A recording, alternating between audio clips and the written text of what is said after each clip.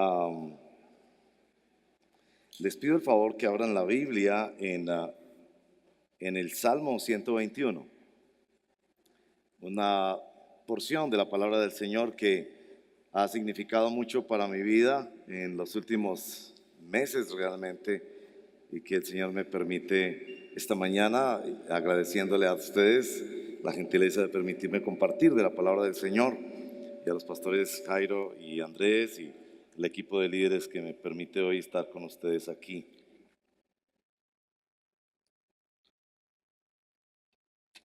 Salmo número 121.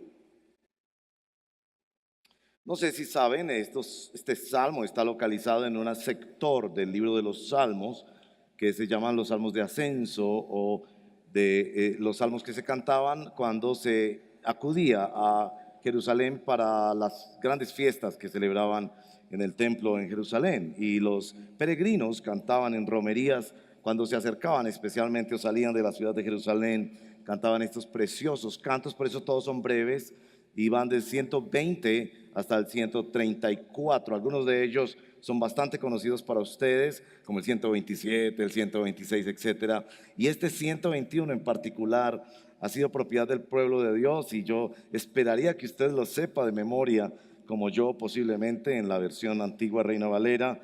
Lo vamos a leer esta mañana en la nueva versión internacional. Dice así la palabra del Señor: a las montañas levanto mis ojos. ¿De dónde ha de venir mi ayuda? Mi ayuda proviene del Señor, creador del cielo y de la tierra. No permitirá que tu pie resbale. Jamás duerme el que te cuida. Jamás duerme ni se adormece el que cuida a Israel. El Señor es quien te cuida. El Señor es tu sombra protectora. De día el sol no te hará daño, ni la luna de noche. El Señor te protegerá, de todo mal protegerá tu vida. El Señor te cuidará en el hogar y en el camino, desde ahora y para siempre. Amén. Esta es la palabra del Señor. Oremos. Señor, te pedimos en el nombre de Jesús que por favor nos ayudes a compartir esta palabra. Ven, Espíritu Santo, y haznos viajeros. No nos dejes correr el riesgo peligroso de estancarnos, ni de pensar que las cosas materiales, las posiciones o los títulos podrían detenernos y estacionarnos en una vida en la cual tú nos has declarado extranjeros y peregrinos por el poder de tu palabra. Ayúdanos a salir hoy de este lugar siendo viajeros, viajeros renovados en la fe de que aunque no conocemos el camino, sabemos con quién vamos y sabemos hacia dónde vamos. Te lo pedimos así en el nombre poderoso de Jesús. Amén. ¿A cuántos de ustedes les gusta viajar? ¿A cuántos de ustedes el día antes de viajar les da susto? ¿Dónde le da el susto a usted? Aquí, el pálpito, a mí me da mucho en el estómago. Voy mucho al baño el día antes de viajar. Sí, nos gusta viajar, pero nos da miedo viajar. Y un poco, esta es la intención de este salmo: prepararnos para ser viajeros. Porque muchas veces pensamos que lo importante en la vida es estacionarnos y quedar con cosas, lugares o títulos o personas, y pensamos que la vida es así, donde uno se estaciona. Y Dios nos ha declarado extranjeros y peregrinos. Los salmos se ocupan de los sentimientos, y en este caso de los sentimientos de quien viaja y quien es declarado por la palabra de Dios viajero. Los sentimientos son una cosa muy extraña en nuestras vidas. Es como cuando uno se asoma a un balcón en un rascacielos. No sé si les ha pasado asomarse a esos balcones de vidrio transparentes y miramos hacia abajo y nos asusta muchísimo. Y aunque las personas a nuestro lado nos dicen: no, todo es muy seguro, no se ha caído nadie y todo es muy seguro, y podemos tocar y decir: es muy seguro, todavía nos asomamos y nos asustamos. Así son los sentimientos. La razón puede estar diciéndonos: no hay peligro, todo está bien, todo está bien. Pero vivimos tan asustados, y a veces en las madrugadas estamos tan asustados, y especialmente los días antes de viajar estamos tan asustados. Y Dios quiere esta mañana hablarte a tu corazón de viajero. Y vamos a mirar este salmo en tres perspectivas. La primera perspectiva: ¿qué es lo que canta un viajero? Porque este es un canto para el viajero, un canto del que debemos apropiarnos para todos nuestros días. Deberíamos empezar nuestro día con un canto como estos que está en la palabra de Dios. Después vamos a ver cómo es el camino del viajero, porque el camino es culebrero, nos han dicho los antiguos. Hay tantas cosas que no podemos entender ni sabemos esperar y que ocurren en el camino. Pero también vamos a ver cómo es el caminante, cómo es este viajero, cómo es el caminante y qué características particulares tiene el caminante que puede confiar en estas promesas. Entonces, el canto, el camino, el caminante, para quienes toman notas y les gusta seguir los bosquejitos sencillitos que siempre empiezan por la misma letra, en el caso de este servidor. Muy bien, el canto de este viajero. La primera cosa que quiero llamar la atención es que este es un canto en que el viajero es muy sincero. Este es un viajero que reconoce su realidad. A las montañas levanto mis ojos, ¿de dónde ha de venir mi ayuda? Este es un caminante que sabe que en el camino hay obstáculos, hay peligros y hay tentaciones. Hay obstáculos porque estos caminantes, cuando subían al templo, venían de todos esos alrededores del Mediterráneo y se encontraban con estas montañas muy difíciles de cruzar, grandes obstáculos. Y ustedes recordarán, por ejemplo, la historia de Juan Marcos. ¿Recuerdan la historia de Juan Marcos en el libro de Hechos?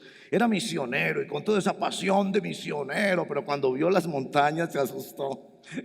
Y hay obstáculos en el camino y a veces no avanzamos porque hay obstáculos, y algunos piensan equivocadamente que la vida cristiana es un sendero de rosas y un jardín florecido. Y es cierto que en la vida cristiana hay muchas bendiciones, pero en la vida cristiana, mi hermano, hay pruebas y hay dificultades. En el mundo tendrán aflicción. Así que esas presentaciones del cristianismo que hacen pensar que todo es color de rosa no están en lo cierto. Solo nos están contando una parte de la historia. En este camino hay obstáculos, y el autor, el que canta este salmo, dice: alzaré mis ojos a las montañas y diré: hay grandes obstáculos. Y yo quisiera preguntarte, ¿cuál es la montaña que tú tienes que atravesar? ¿Cuáles son los obstáculos? Tal vez en tu carrera educativa, en la formación de una familia, en tu trabajo, con tus amigos, en tu matrimonio o en tu salud. ¿Cuáles son las montañas que cuando levantas los ojos a las montañas dices: esto está muy de para arriba? Bueno, pero ellos también veían peligros, grandes peligros. Habían asaltantes en los caminos y ellos caminaban hacia la presencia del Señor, pero habían grandes dificultades. Yo no sé si se dan cuenta que a veces las mayores dificultades que tiene una familia las tiene los domingos por la mañana. Deciden venir a la iglesia, pero ese día es que se riega el chocolate, que el grifo se dañó, que el carro no prendió, que el transporte no pasó. Es decir, hay también cosas que no funcionan bien, y habían grandes peligros para ellos. En esas montañas se hacían ladrones que esperaban que pasaran. Y yo no sé si tú sabes a esta altura de tu fe que Satanás te considera un enemigo. Alguien por ahí el otro día me dijo: yo no tengo enemigos. Yo le digo: no, si eres cristiano tienes uno, y muy grande. Se llama el enemigo de nuestras almas. Él no está interesado en hacer caer a los que ya están caídos. Él no está interesado en estorbar a los que tienen sus manos. Él mira a todo aquel que quiere ser fiel a Dios, que quiere caminar con Cristo, y a ese le sale en el camino con sus emboscadas. Hay peligros en este camino, pero también es sincero el caminante al cantar de sus dificultades, porque también hay tentaciones. Y quizás las tentaciones, como cantábamos esta mañana, que en la tentación Él me sostendrá, quizás son las tentaciones lo más agudo en la vida cristiana. La tentación en la vida cristiana es amarga y aguda. Cuando tú vienes a la presencia del Señor, has de ser totalmente consciente de tu fragilidad y de cuánto necesitas apegarte a Cristo. En los montes que ellos cruzaban camino a Jerusalén habían grandes tentaciones. La tentación mayor, escuchen bien y les va a sorprender, era la idolatría. Se sabe que cuando caminaban hacia Jerusalén, en las montañas habían servicios idolátricos. Y quizás usted ve la idolatría como algo de imágenes y de cuadros y de velitas y todo eso, pero había muchas formas sutiles de idolatría. Es como cuando usted tiene un gran problema financiero y sabe que su primo también tiene grandes problemas financieros. Entonces se encuentra con su primo y su primo le dice: todo resuelto, ¿cuánto necesita que le preste? Y entonces usted en la curiosidad le dice: primo, por favor, cuénteme cómo fue que hizo. Y él le dice, muy sencillo, fui donde el indio amazónico. Y el indio amazónico me dio unos riegos, unos saumerios, unas pócimas para beber, y en 8 días todos mis problemas fueron resueltos. Usted escucha la historia y empieza a picarle ese gusanito de: ¿y por qué no? Nadie tiene que saber, no hay que contarle al pastor, y es solo una vez. Y en últimas, los riegos y los saumerios no los inventó pues el Señor también. Y entonces usted empieza a ver la seducción de algo que le ofrece una solución fácil. Ellos levantaban sus ojos a los montes y veían gente vigorosa, próspera, feliz, que adoraba a sus ídolos en esos montes. Y no sé si usted sabe, a esta altura, en todas las épocas del pueblo de Israel en el Antiguo Testamento, el pueblo santo de Dios siempre tuvo idolatría. No es que dejaban de ir al templo, ellos iban al templo el domingo por la mañana, pero también tenían sus ídolos, hasta sus ídolos personales, y los adoraban, porque encontraban que esas cosas les daban satisfacción inmediata. Los ídolos más sutiles de nuestro corazón son cosas buenas como los hijos, el trabajo, la internet, un celular. Ellos levantan sus ojos a los montes y confiesan: somos personas frágiles, enfrentamos obstáculos, peligros y grandes tentaciones. Así que este es un canto confesional, pero también es una confesión de fe. Miren el verso número 2. Alzo mis ojos a los montes, ¿de dónde viene mi socorro? Hay problemas, hay dificultades, hay peligros, hay tentaciones.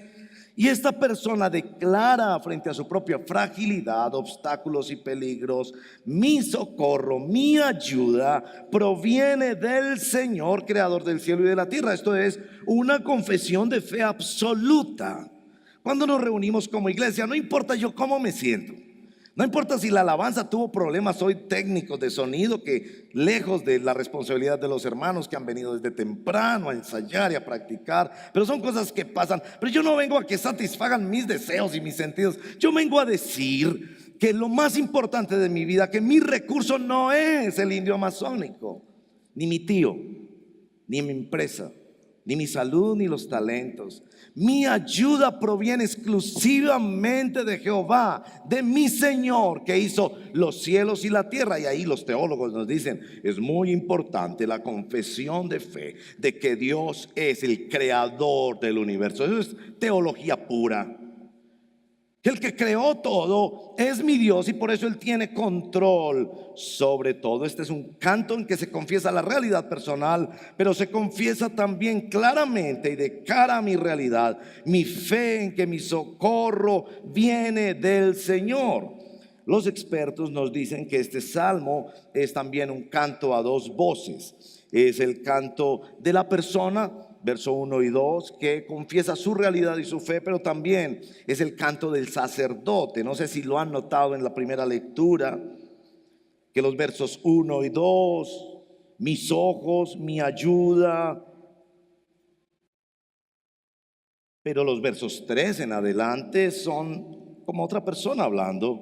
No permitirá que tu pie, el que te cuida, Él te cuida, Él te guarda, Él te protege. Entonces nos dicen los expertos, este es un canto de el sacerdote pronunciando bendición sobre aquel que confiesa su realidad y su fe. Y esto es un asunto hermoso, porque aun cuando venimos a la casa del Señor, pero todos los días, padres de familia, hemos de bendecir a nuestros hijos en nuestra oración y con nuestras palabras directas. Y los pastores y los líderes de la iglesia venimos a que nos bendigan a nosotros. Nosotros necesitamos escuchar palabra de bendición de padres y de siervos de Dios que nos digan: el Señor no permitirá que resbales, el Señor te cuida, Él no se dormirá, Él es tu sombra, el Señor te protegerá, Él protegerá tu vida, el Señor te cuidará en el hogar y en el camino. ¿Necesitas tú esas palabras de bendición? ¿O tú estás a esta altura pensando: no, yo me autobendigo a mí mismo, no necesito que otro me bendiga? ¿Piensas tú así? Evidentemente esta es una persona frágil que necesita que otra persona le dé estas palabras. Por eso el canto, aunque lo podía cantar una misma persona, evocaba la bendición de quien se presenta ante la presencia de Dios y es bendecido por una autoridad espiritual. Entonces es un camino tapizado de bendiciones, y es un canto que nos hace viajeros. Ese es el canto. Y yo quiero preguntarte si tú a esta altura te defines a ti mismo como un viajero.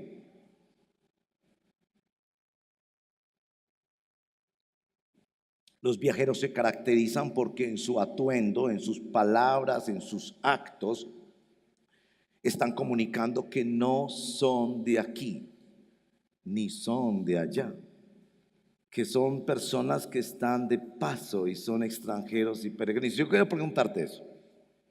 ¿Te defines a ti mismo como un viajero? ¿O le das la impresión a tus hijos de que tú estarás ahí para siempre? ¿Estarás ahí para siempre? ¿O entras a tu casa, que ya por misericordia del Señor puedes decir: es mi casita? Qué belleza eso. Pero entras a tu casa y piensas: aquí estaré para siempre. O le dices a tu casa, a tu negocio, a tu cuerpo: yo estoy de paso. O cuando te quitan algo de tu salud o de tus propiedades, piensas: oh, se me fue la vida porque yo pensaba que iba a estar con este cuerpo toda la vida. ¿Eres tú alguien que se define como una persona que está de paso? ¿Le dices eso a tus hijos, a tus empleados, a tus colegas, a tu gente, a tu vecindario?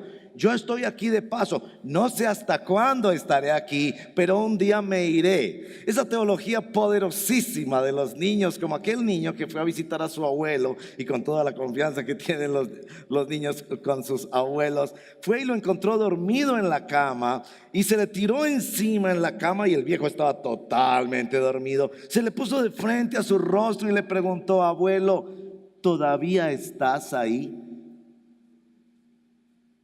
La teología extraordinaria de alguien que sabe: yo no vine a quedarme. Para mí la vida no es una estación de llegada, para mí es un viaje. Yo estoy aquí de paso, no sé cuántos años, yo estoy aquí de paso. Yo he sido nombrado por la palabra de Dios extranjero y peregrino, y por eso confieso mi realidad, confieso mi fe y recibo la palabra de bendición de Dios, de que Dios caminará conmigo hasta mi destino final. ¿Eres tú un viajero que canta este poema del libro de los Salmos? Lo segundo que les digo que necesitamos examinar es el camino de este viajero. Bueno, sabemos que en ese camino había serios problemas, porque el verso 3 nos dice que había resbaladeros. Está la cascarita que te tiran a ver si caes. Sabemos que había debilidad en el viajero porque se podía dormir, y los asaltantes muchas veces esperaban la noche en que pasaban en medio del camino para llegar y hacer su emboscada. Sabemos que habían daños del sol y de la luna. Es muy interesante eso de la luna, verso 6. En el día el sol no te hará daño, eso lo podemos entender. Los viajeros saben que el peso del sol es agobiante, pero ¿a qué se refiere con la luna? Los investigadores dicen que de aquí es de donde viene la palabra lunático. Había la creencia de que en la luna, así como ejerce cierta influencia sobre los campos, las siembras y las cosechas, había también una influencia de la luna sobre las personas. Es decir, había miedo a cosas espirituales y a poderes desconocidos por el hombre que se le adjudicaban precisamente a estos astros. En el camino hay grandes peligros y grandes miedos, pero quizás lo que más nos ayuda a interpretar este salmo es la frase que está en el verso número 8: el Señor te cuidará en el hogar y en el camino. Si usted recuerda la versión de la Reina Valera, no dice hogar y camino, dice: Él guardará tu salida y tu entrada. La traducción da para las dos cosas. Uno puede decir el camino de ida, el camino de regreso hacia la casa o desde la casa. ¿A qué se refiere? Se refiere a la dimensión del camino cristiano. Por favor, síganme ahí porque esto es muy importante. Ellos se dirigían a presentarse ante el Señor en el templo. Y cuando eran bendecidos en el templo, mediante los oficios del sumo sacerdote, salían del templo después a representar a Dios en el mundo. Esa era la doble dinámica. Y esa doble dinámica es muy importante en la vida cristiana. Nosotros todos los días caminamos a presentarnos ante Dios mediante nuestro sumo sacerdote, que es el Señor Jesucristo. Pero todos los días salimos de la presencia de Dios a representar a Dios en todo lo que nosotros hacemos. Es decir, esta dinámica extraordinaria de la vida cristiana. En Juan capítulo 10, verso 9, Jesús evoca este salmo para decir que el que entre por la puerta, y Él es la puerta, entrará y saldrá y hallará pastos, para identificar esta dinámica doble de la vida cristiana. En un sentido, si me permiten, aunque puede sonar un poco extraño, los cristianos vivimos, mis hermanos, una vida doble. La gente piensa que sales por la mañana a trabajar, y es cierto, tú sales por la mañana a trabajar, pero tú sales a otra cosa. Tú sales a ser formado por Cristo, tú sales a representar a Cristo, tú sales a ver lo que Dios va a hacer en tu vida y con tu vida en este mundo. Ese viaje el mundo no lo entiende ni lo conoce. La gente piensa que en el camino se te chuzó la llanta del carro, de la bicicleta o de la moto, o en el camino se te regó la lonchera, y piensan: oh, de malas esa persona. Pero quien conoce que tú estás en otro viaje sabe que Dios usará eso y que Dios tiene propósito en eso, que tú estás en otro viaje. Es decir, no solo el viaje de la vida, hay que pagar las cuentas, criar hijos, correr de aquí para allá, ser excelentes ciudadanos, pagar impuestos, etcétera, etcétera. Pero hay otro viaje, el de ida y el de venida, cuando vamos a la presencia de Dios y cuando desde la presencia de Dios. Y lo más precioso aquí es que a Dios le interesan ambos viajes. Dios se ocupa tanto en que nos presentemos delante de Él, y para eso nos ha dado su evangelio y personas que nos han predicado el evangelio, y nos insiste y nos atrae a Él con cuerdas de amor. Pero Dios también está interesado en el viaje de nuestra vida cuando le representamos a Dios en este mundo. Aunque el mundo no entienda que vivimos dos viajes, Dios nos envía a servirlo y a representarlo en este mundo. Por eso este viaje es tan importante que sea tapizado por las promesas de Dios y por la protección de Dios. Dios te promete que te cuidará e irá contigo en ese viaje. No sabemos cómo es el viaje, qué desventuras podrán tener, pero podemos declarar que todas las cosas le ayudan a bien, que todo contribuirá para el poder y la gracia de nuestro Señor Jesucristo. Este es el canto de una persona que se declara a sí mismo viajero. Este es el camino que recorre una persona que está siendo formada por Cristo como un viajero. Ahora, examinemos por último cómo es este caminante, qué clase de viajero es. El verso número 4 nos hace una observación que es muy importante para ustedes que quieren entender bien las Sagradas Escrituras. Verso número 4: he aquí, no se adormecerá ni dormirá el que guarda a Israel. Yo lo pongo en estos términos. A los judíos les molesta que nosotros citemos este salmo, porque claramente está dicho que las promesas de este salmo son para Israel, para el pueblo de Israel. La pregunta entonces es, ¿tenemos nosotros derecho a acogernos, o como dicen los más atrevidos, a reclamar estas promesas? Es decir, cuando nosotros leemos este salmo, ¿es este salmo para ti, sí o no? Y ese punto es muy, muy importante, hermanos y hermanas, por el uso del WhatsApp hoy en día. Présteme atención, por favor. El uso del WhatsApp hoy en día. Asistimos hoy en día a una trivialización, a una banalización del uso de los mensajes en el WhatsApp. Les voy a poner un ejemplo. Usted tiene un amigo que se fue para China a hacer negocios. El tipo es un sinvergüenza, es un bandido que le es infiel a la mujer, se roba impuestos y le hace mal a la gente. Para nada el tipo es una persona temerosa del Señor. En la China lo capturan a este señor, que es amigo suyo. Por supuesto, la palabra de Dios nos ha dicho que seamos amigos de estas personas para poder llevarlos a Cristo, pero él no ha llegado a Cristo todavía. Es un comerciante que usted conoce en el medio comercial y le ha hablado algo del Señor. Lo capturan ahí en la China y desde la estación de policía, que vamos a decir se llama Chuangue, pongámosle nombre porque eso más o menos suena así, él le manda a usted un WhatsApp: amigo, ora por mí, estoy en problemas, aquí me capturaron porque no pagó un impuesto, cualquier cosa. Entonces usted, ¿cómo es tan generoso con el WhatsApp? Todos nos sentimos mesías con el WhatsApp. Pensamos que vamos a cambiar a Colombia con 2 o 3 mensajes de WhatsApp, y como podemos mandar hasta 250 en un solo clic, entonces hacemos en 30 segundos la salvación de Colombia. ¿Y usted cómo piensa eso? Usted llega y dice: amigo, ahí te va la palabra, Salmo 121. El Señor te protege. Pregunta, ¿ese Salmo 121 es para él? Esa es la pregunta. Porque la tercera aproximación a este salmo es: ¿esto es para quién? Una cosa tan extraordinaria como que el sol no te fatigará, la luna no te asustará, Él te protegerá en toda situación, guardará tu vida, tu alma, Él no se duerme. Es para ese señor en la China. Y yo le diré: mi hermano, yo entiendo tu generosidad con el WhatsApp, entiendo que apartaste esos 30 segundos para salvar a Colombia, pero ese verso bíblico no es para él. Hay otros que son para tu amigo. Uno, por ejemplo, que dice: arrepiéntete y vivirás.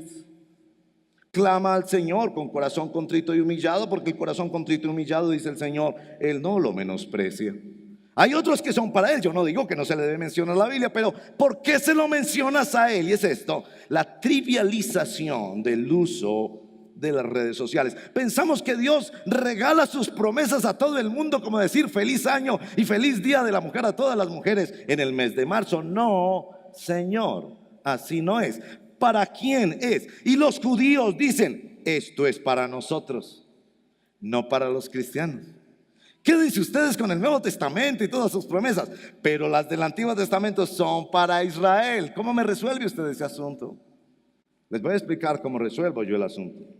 El israelita verdadero sabía que las promesas de Dios no se basaban ni en su linaje, ni quién eran sus padres, ni en su nacionalidad, sino exclusivamente en el acceso que él tenía al pacto de la gracia en el Antiguo Testamento. Eso se sabe muy, muy, muy bien por salmos como el número 24. ¿Se acuerdan del salmo número 24? Señor, ¿quién entrará en tu santuario para adorar? Es la pregunta retórica que hace el Salmo 24. ¿Quién? El limpio de manos, de corazón puro, que no es vanidoso y que sabe amar, el que se entrega totalmente a ti. Y el judío promedio sabía que eso no era posible, ni siquiera siendo del pueblo de Israel, que tendría que haber otra fórmula para que una persona pudiera acceder a estas promesas extraordinarias de Dios. Y ese es mi punto, hermanos. El caminante que se describe aquí no es sencillamente cualquier ser humano que dice: ay, yo necesito a Dios, que Dios me ayude, alguien que me mande por favor un mensajito de WhatsApp para que salve mi vida. No, Señor. Eso estaba dirigido específicamente a hombres y mujeres que reconocían que en su carácter y en su conducta era absolutamente imposible acercarse a presentar ese cheque en blanco que son las promesas poderosas de Dios. San Pablo lo entendió muy bien, y fue lo que San Pablo llamó el misterio. Palabra extraordinaria en el libro de Efesios, de Colosenses y en Romanos, el misterio. ¿A qué se refería Pablo con el misterio?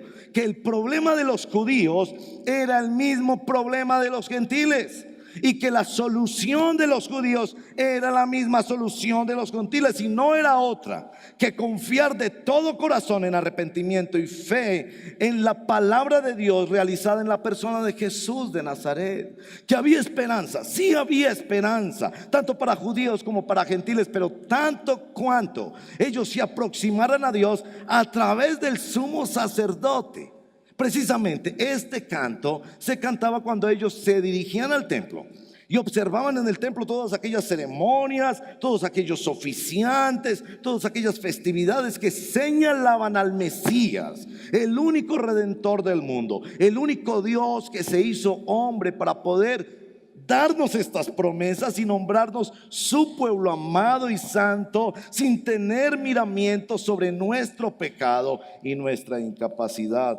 Este salmo entonces es para las personas que se acogen al pacto de la gracia en el sumo sacerdote, que es nuestro Señor Jesucristo. Sí, Él va a bendecir, sí, Él va a cuidar de su pueblo santo Israel, y nosotros como iglesia somos el Israel de Dios, así lo testifica San Pablo en Romanos capítulo 9. Ahora, hasta ahí, hermanos y hermanas, la exposición de este salmo.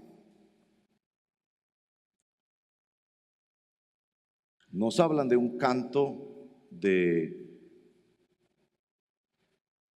reconocimiento, de fe, de bendición. Nos hablan de un camino que no lo podemos conocer, somos tan frágiles y tan débiles, pero que sabemos con quién caminamos y hacia dónde caminamos.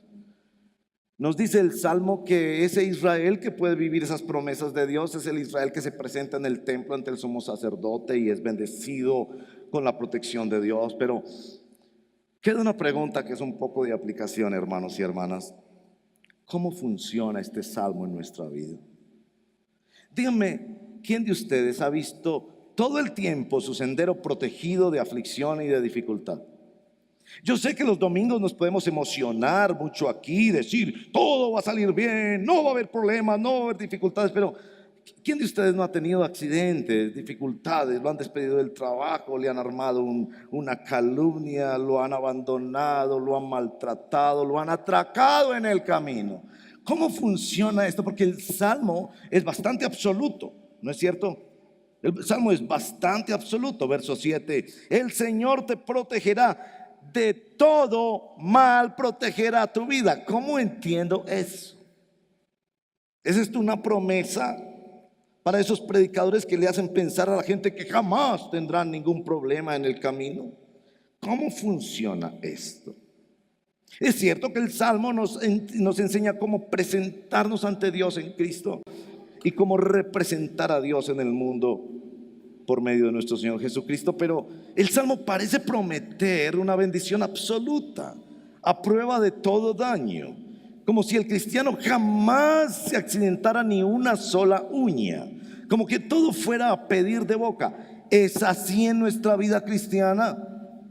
Seamos francos, porque nuestra fe ha de hacernos francos y no personas emocionadas y positivas con que todo va a salir bien. ¿Cómo funciona este Salmo? Bendito el Señor, que quien mejor interpreta este salmo es nuestro Señor Jesucristo. no solo porque él cantó este salmo, sino también porque lo vivió. En Lucas capítulo 2 nos describe cuando la Sagrada Familia, nuestro Señor con sus padres terrenales, José y María, fueron por primera vez al templo. En el camino con toda seguridad cantaron este salmo. En la romería era preciosa. Se juntaban familiares y amigos en los caminos polvorientos, acampaban en las noches. Eso era una festividad que la familia esperaba todos los años. Este era el primer año que llevaban a Jesús al templo para una de estas festividades. Las señoras llevaban sus fiambres y ahí había el atadito de bandeja paisa y de tamal y se compartían. Era una festividad extraordinaria. Y José y María junto con Jesús recitaron este salmo: alzaré mis ojos a los montes, y todo salió muy bien hasta que llegaron a Jerusalén y Jesús se perdió. Ahora piense por un momento. Nosotros leemos textos como Hechos 2 pensando en que Jesús se perdió, y lo vemos como cuando vamos al cine, ¿no? Y pensamos, al final de la película, nosotros sabemos que todo se va a arreglar al final de la película, pero José y María no sabían eso. El día de ayer, a una de las hermanas de nuestra congregación, una sobrina, se perdió como por 5 o 6 horas. No había celular, nadie supo de ella, perdida por 5 o 6 horas.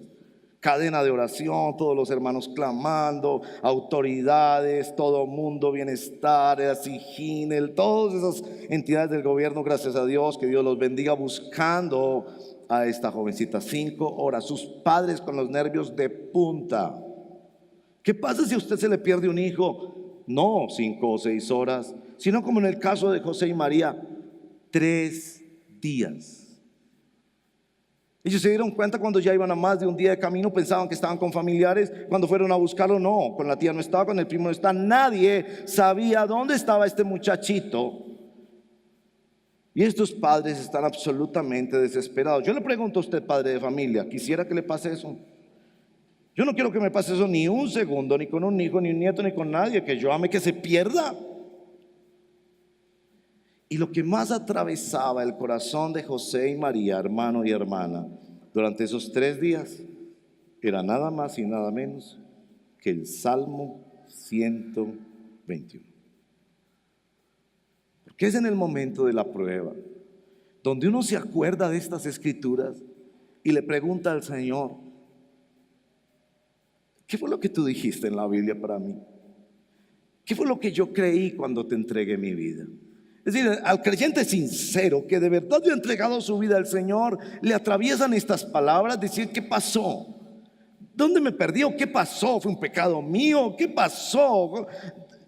3 días de angustia pensando en el Salmo 121. Bueno, algunos autores dicen que también María estuvo pensando en otras palabras que ustedes recordaron en la Navidad, las palabras de Simeón.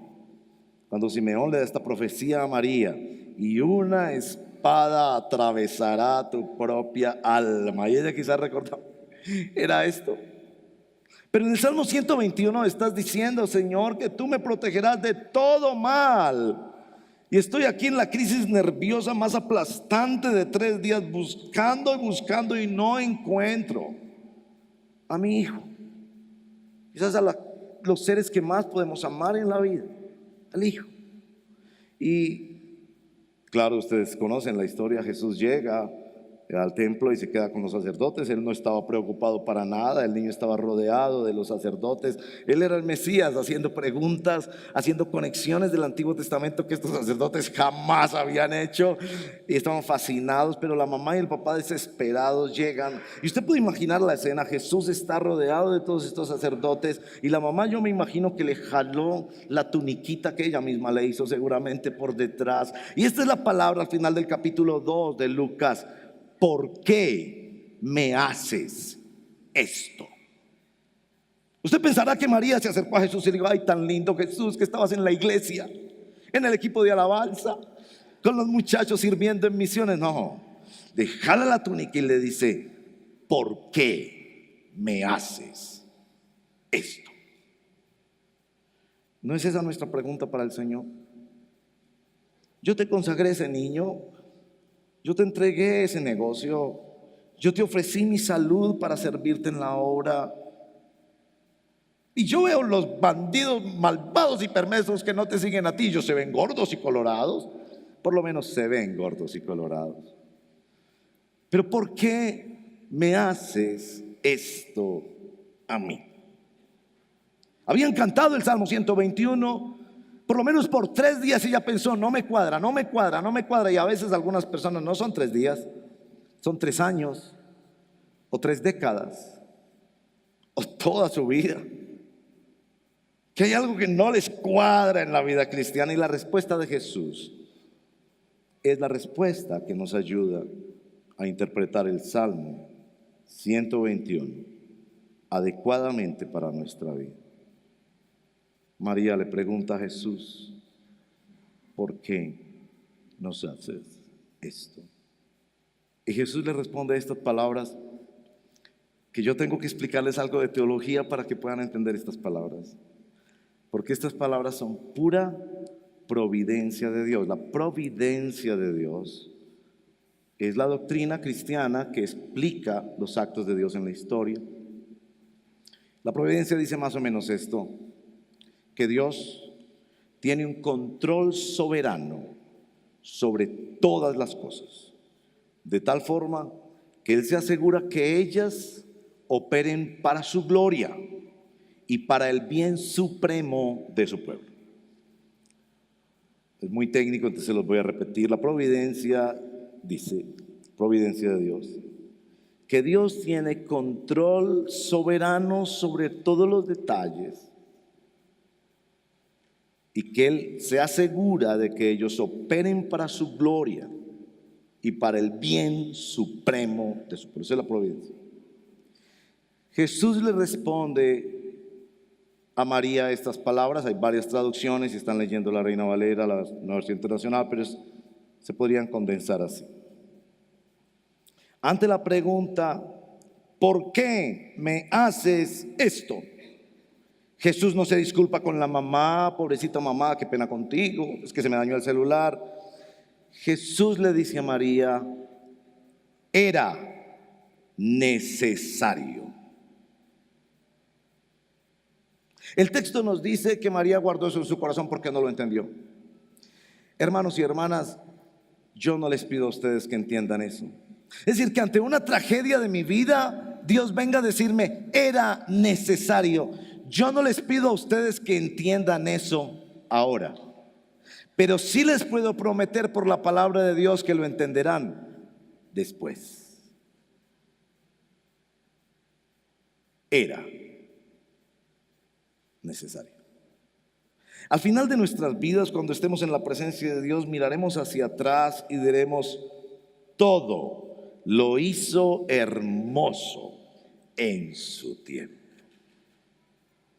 Yo sé que esto no resuelve los sentimientos de María por 3 días desesperada y muerta de la rabia y sintiéndose culpable y todas las cosas devastadoras que pudieran vivir los hijos de Dios en esta tierra, pero sí me dice que en ese camino Dios estaba. Y Dios estaba moviendo las cosas de tal forma que estaba usando hasta los mismos dolores de su iglesia para completar la misión de Cristo en el mundo. Que Dios estaba moviendo todas las cosas de tal suerte y en tal forma que Dios se asegura que será para la mayor y suprema bendición de su pueblo. Tú piensas que se te quebró el negocio y te dañó la salud. El Señor mira desde el cielo, Salmo 2, y se ríe. Porque Él sabe nuestra incapacidad de comprender estos asuntos y solo nos pide, cree en mí que yo estoy cuidando, cree en mí que yo estoy ahí, cree en mí que yo te estoy ayudando, cree en mí que por misterioso y extraño que sea, yo estoy moviendo las cosas para cumplirte mis promesas, porque Él cumplirá esta promesa de cuidarnos. Y por eso el Salmo termina de esta manera tan extraordinaria, verso número 8. El Señor te cuidará en el hogar y en el camino, desde ahora y para siempre, porque tu Dios no está mirando solo esta fracción de tiempo en el que tú vives, muy contento o muy triste. Nuestro Dios está mirando todo el camino y Él sabe que va contigo y Él sabe hacia dónde va contigo.